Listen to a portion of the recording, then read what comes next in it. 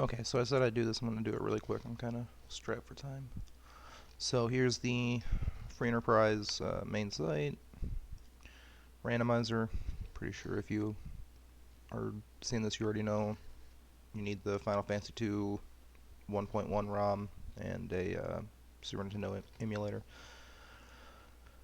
We're going to just go through the flags really quick. I would recommend doing casual for the first like 4 or 5.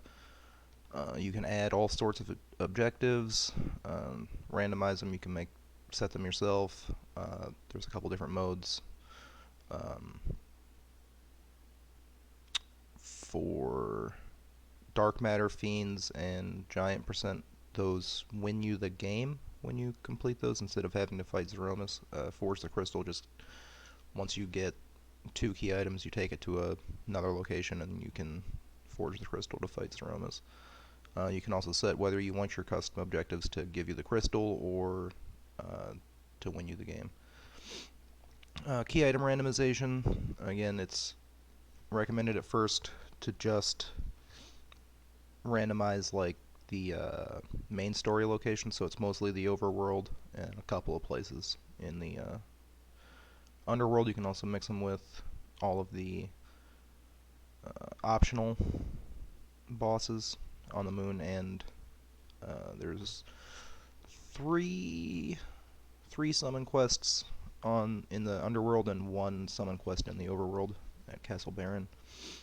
You can mix them with trap chest. That gets real tricky. No safety checks basically just says progress to the underground won't be gated by certain bosses that are kind of nasty. If you click this on, those bosses could block your access. The pass lets you go straight to the Zeromus boss battle instead of having to go to the moon and then walk down to him. And you can either have it be buyable as a key item or in a treasure chest. The character randomization, the default is that anyone can show up anywhere, and there's like 20 something spots where characters can pop up. If you set it to standard, I believe, yeah. Standard will put people like Edge and Fusia behind key item checks, or at least behind boss fights. So we'll just do random. You can tell them how many of each character you want to show up, which characters. This one just says that you might not get certain characters. Specify lets you say, like, in the tournament that's going on right now, they have the exclude Fusoya because he's, pretty broken. But you could set that with whichever characters so that they don't show up.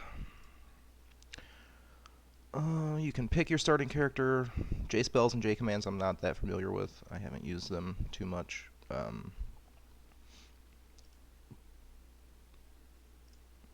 The J commands, though, there's some really useful ones. No duplicates. These two are pretty fun. C-buy means that if you don't take a character, you can never get them back. And C permajoin means once you take a character, they're in your party forever. You can also set permadeath. Treasure chests. The I guess like standard for the easier flags is the wild. You can basically get the best weapon or like 50 gold. There's really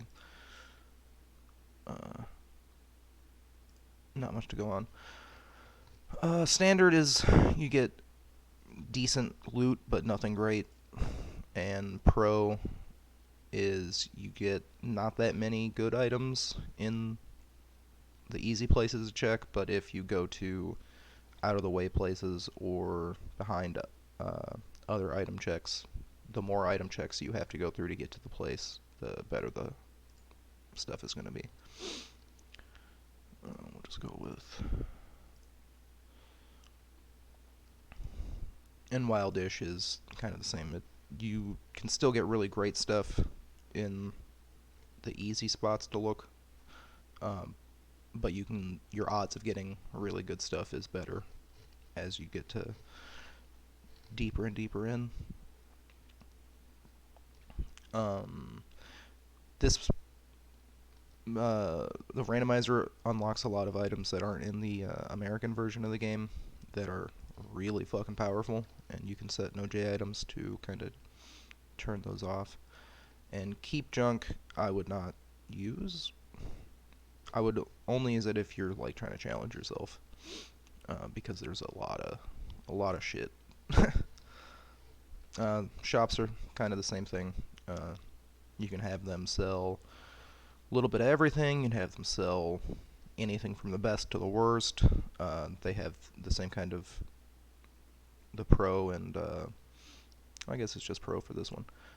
Pro shop is the same thing. Like if you get to a shop that's behind a key item check or behind a boss fight, you can usually find better stuff than the ones that are just kind of out in the world. And you can also tell the randomizer not to sell certain items. Sirens are extremely strong. They let you force the rarest encounter in an area, and you can use that to grind experience really, really quick.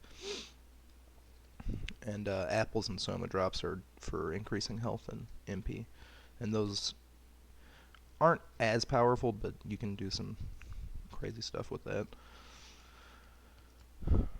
The bosses, it just basically you can either tell it to randomize or not randomize. No safety checks is not recommended. This is the one that will tell the randomizer like, hey, let the hardest boss be at its hardest position, and just completely fuck you up. Wyvern's opening Mega Nuke can be disabled or replaced with a random attack, which could be worse than Mega Nuke. Or you can just let it do its opening Mega Nuke. Odd Gauntlet is a pretty interesting one. Typically, if you don't have this on, not typically, but if you don't have this on, there will be a fight called the Football Gauntlet, and it's just like 5 or 6 rounds of guards and maybe like one set of monsters. But if you switch this on, it will be 5 or 6 rounds from the monsters that are in the area that you're in. It's actually kind of fun. So as I was saying, there's like 20 something spots where you can recruit characters.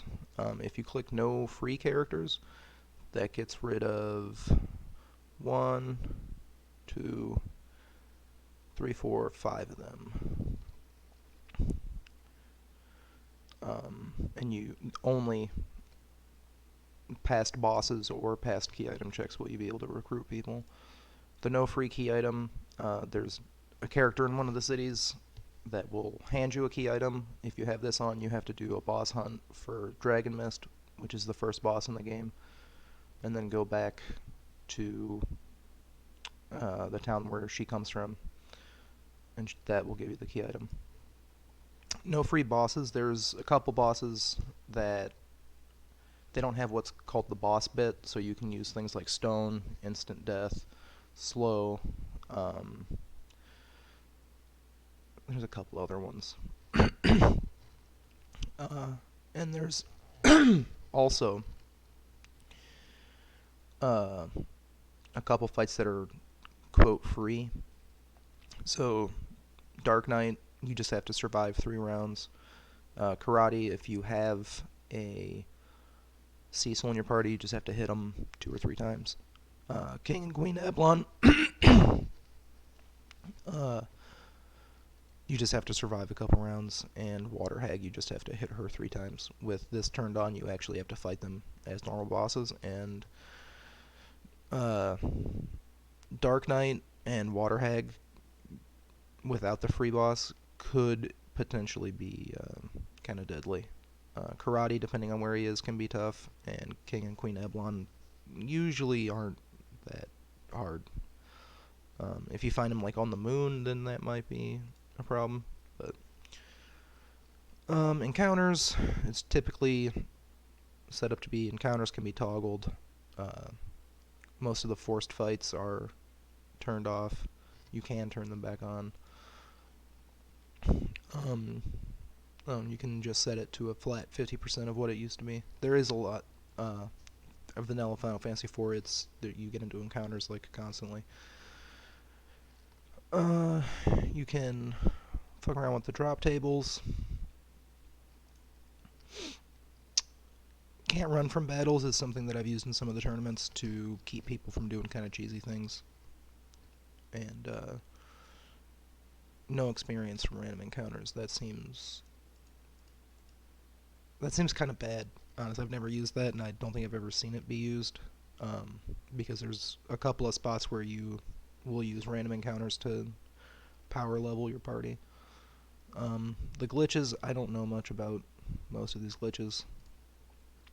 Um, I really don't know what 64 floor glitch is. I don't know how to do item dupe. I don't know how to do MP underflow. But I do know the self MP glitch. If you have Iridia with at least 30 MP or whatever it is, you can cast that summon for free. It does a little bit of damage to one enemy and it heals your whole party. They usually leave this on. Life glitch. When you're in a battle with 2 or more enemies, when an enemy dies, you can throw a life potion or cast life on the enemy that just died. And the way the life potion works is it brings back whatever you throw it at its base vitality multiplier and math, blah blah blah. But all enemies in the game have a vitality of 0, so you throw the life potion, it revives, it has 0 vitality, it dies again. So you basically get double XP for every time you use that glitch. And the Dwarf Castle Warp, if you use that in one of the locations, if you use the spell Warp, it'll take you to another location where you can get a free key item without fighting a boss. Sometimes this is on, sometimes it's off. Now the other section has a lot of interesting stuff. Starter kits are pretty fun. I usually just go with like a basic. It gives you some potions, a couple of J items. The no adamant armor flag. With this turned off, you can get the adamant armor by trading the pink tail, and you can also get it in chests sometimes. And the adamant armor is fucking broken. Like, it's if you have that on like 2 characters, you're not gonna lose, even if they're kind of low level. With this off though, when you trade in that pink tail, you get a random item that's like tier 6 or 7, or maybe 5 or 6, but it's usually pretty good. It's either a really good weapon or a decent piece of armor. Edward can equip the spoon. So there's a key item called the spoon, and there's this character named Edward who, he kind of sucks. He's a bard. Some people use him to do really low level strategies against the final boss, where he just hides, pops out, procs an attack, hides, and repeat. I hate Edward, but with this flag turned on, when you get the spoon, you can turn him into like one of the best physical attackers in the game. With this flag turned off, the spoon is, you can just throw it with edge, and that's about it. I would not recommend doing the vanilla EXP distribution. The way that the randomizer has set it up. Well, okay, vanilla, if you had 5 people in your party, your experience would be per character 1/5 of whatever the battle gave, which is not much. So this lets you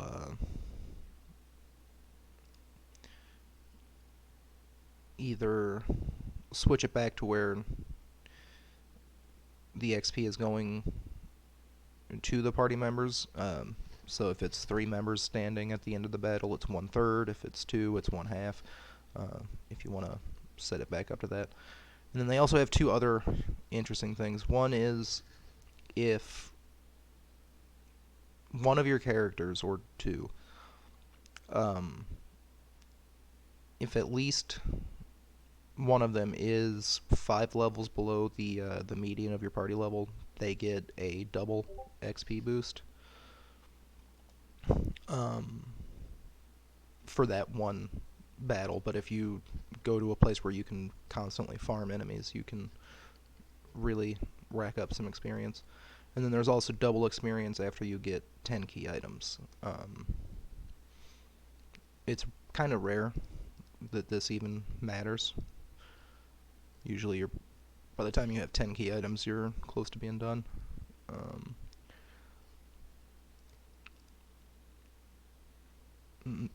Excuse me. Vanilla behaviors, I would not really mess with too many of these, unless you really know what you're doing or really want to kind of challenge. So vanilla fuchsia,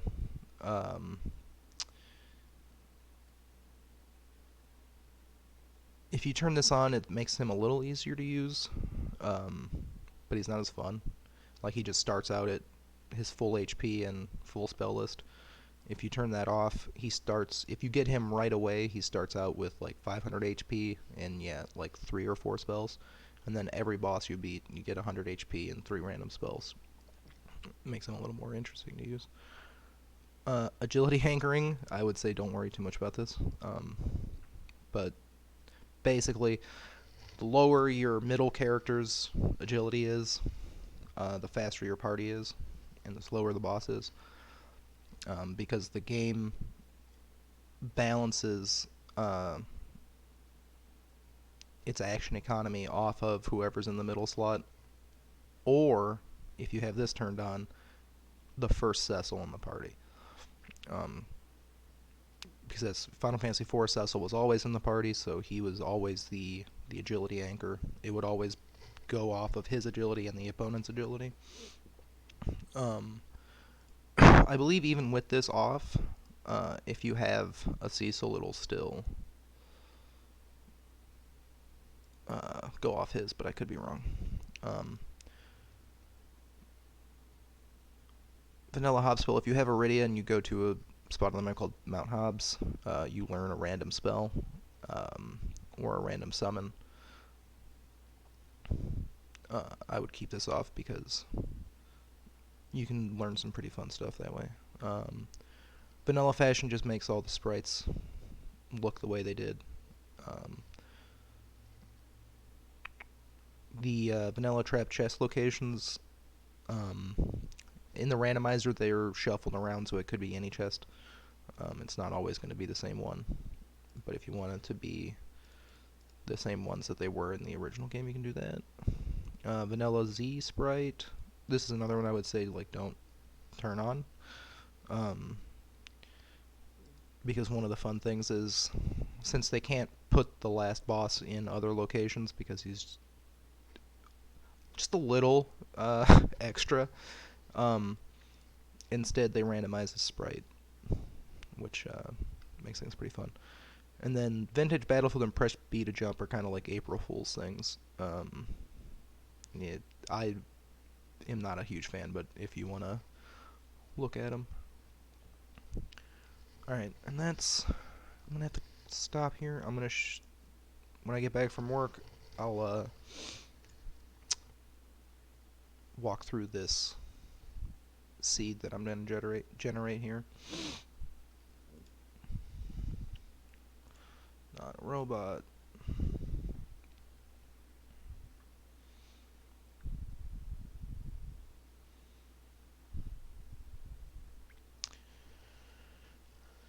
Alright, and then there it is. You can see all the stuff that I set for the flags up here, the seed, the version number of the randomizer, and these four icons should be, uh, what is it, like on the bottom left or bottom right when you start the ROM up.